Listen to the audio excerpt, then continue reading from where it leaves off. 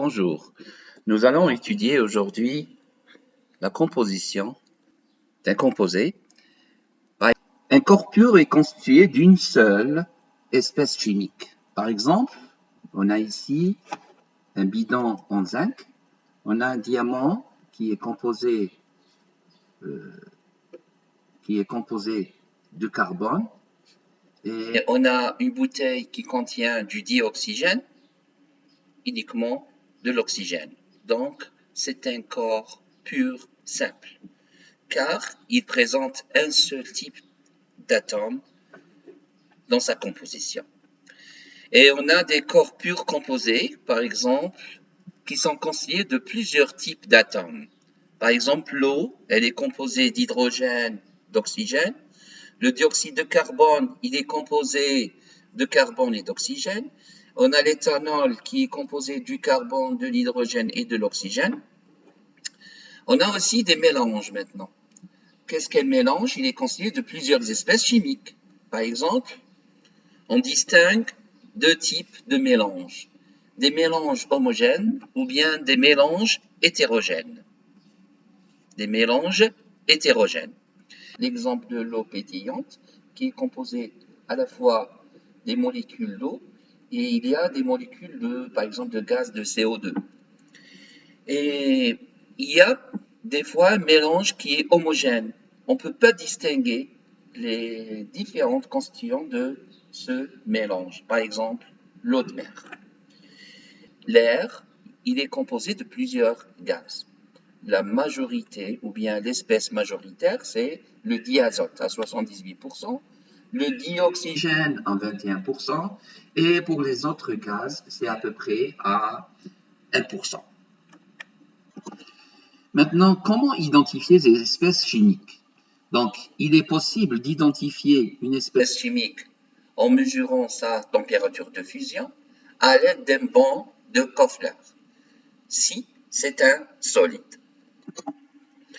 Donc, le bond est une plaque chauffante qui présente un gradient de température comprise entre 50 et 260 degrés. Il doit être allumé de 30 à 45 minutes à l'avance. Pour son étalonnage, il faudrait un solide dont la température de fusion est connue. Par exemple, on va prendre une espèce dont la température de fusion est aux alentours de 100 degrés.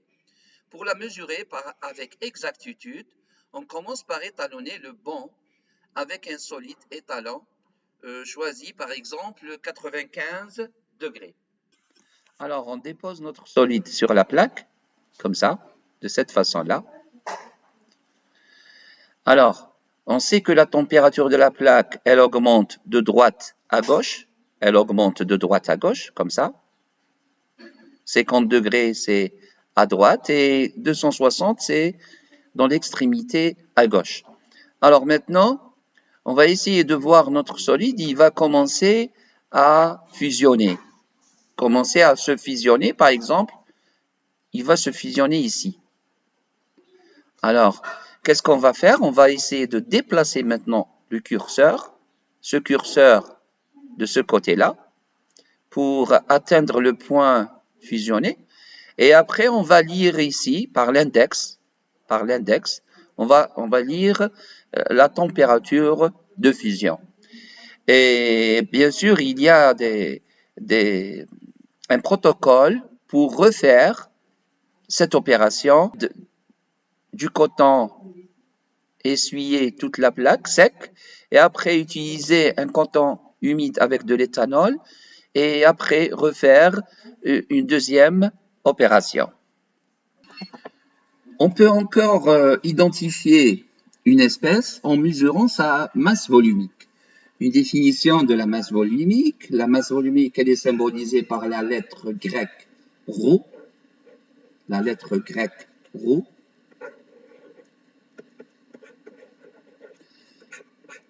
Elle est égale à m sur v, la masse de l'espèce sur son volume.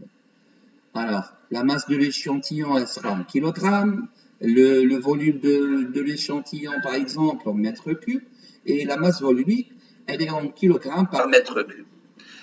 Si on va prendre le cas de l'eau, elle est égale à 1000 kg par mètre cube, ou bien 1000 grammes par litre. C'est-à-dire ρ de l'eau, elle est égale à 1 kg par litre. Maintenant, si on veut, par exemple, identifier, je prends ici un exemple, identifier la masse volumique d'un liquide. Qu'est-ce qu'on doit faire? On doit disposer d'une éprouvette graduée. On dépose un certain volume, par exemple, c'est 150 ml ici. Au préalable, on a mesuré ou bien pesé la masse de l'éprouvette vide. On a trouvé 95,6.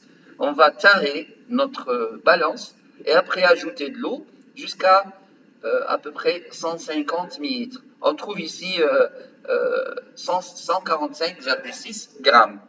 Alors, 145,6 grammes, on lit sur l'éprouvette 145 millilitres, qui est égal, après avoir converti en litres, 0,145.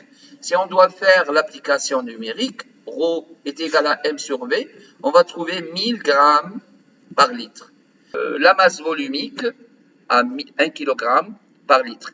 Cela revient donc à écrire que la masse volumique de l'eau pure, elle est égale à 1 kg par litre. On peut encore identifier à l'aide d'une densité. Qu'est-ce qu'une densité? Une densité, c'est la masse volumique de l'espèce sur la masse volumique de l'eau. Si cette espèce est liquide ou bien elle est solide.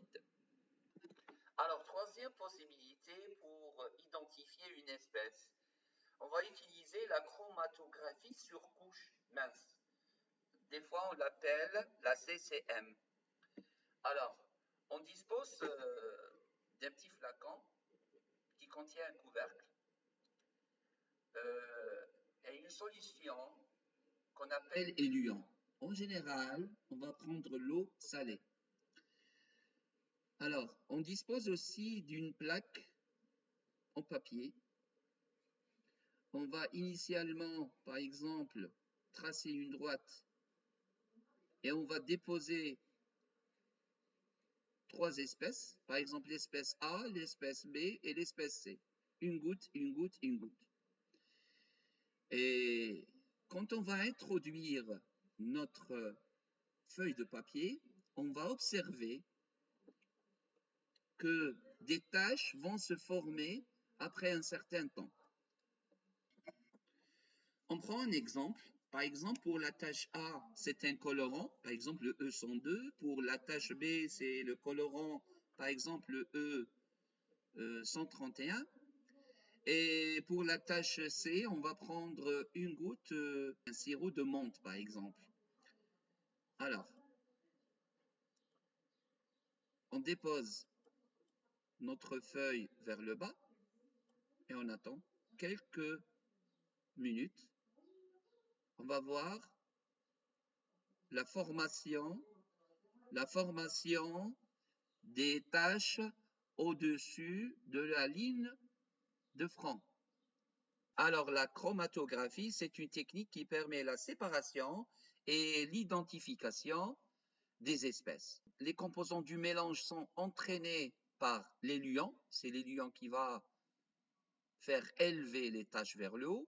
Dans l'expérience décrite, l'espèce la plus retenue par l'éluant choisie, c'est le E131. Le chromatogramme, ce papier qui contient des points, on l'appelle le chromatogramme obtenu, permet de conclure que notre solution S, elle contient probablement le E102 et le E131. On voit bien qu'il y a une tache dont la hauteur, c'est la même avec le E102 et la même en bleu que le E131.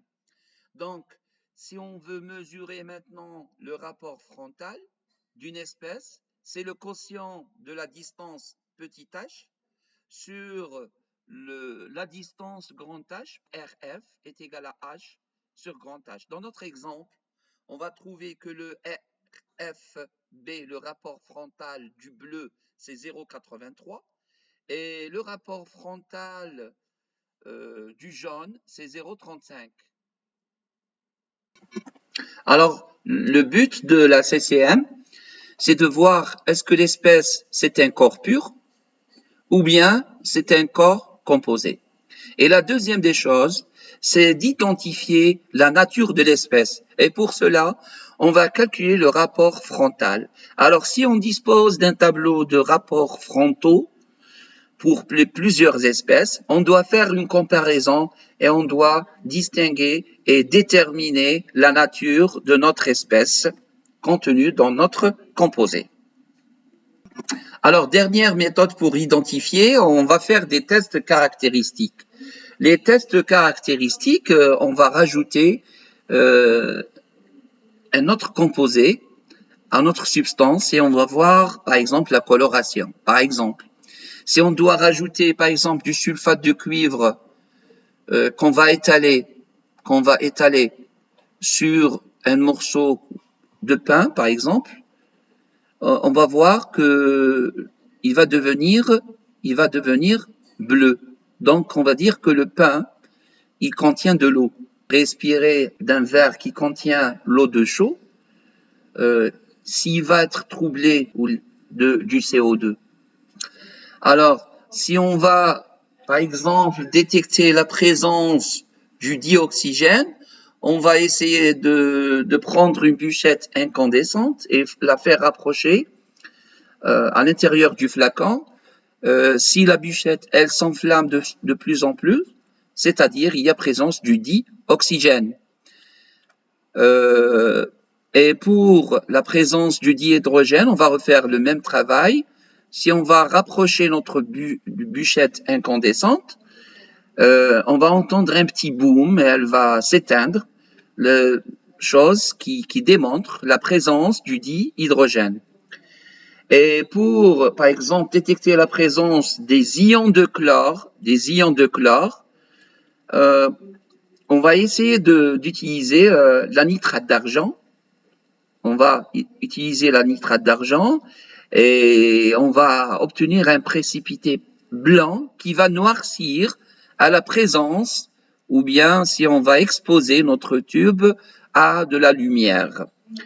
Et en dernier, par exemple, si on veut détecter la présence des ions métalliques, on va utiliser la soude et on va obtenir un précipité en général. C'est un précipité blanc de couleur.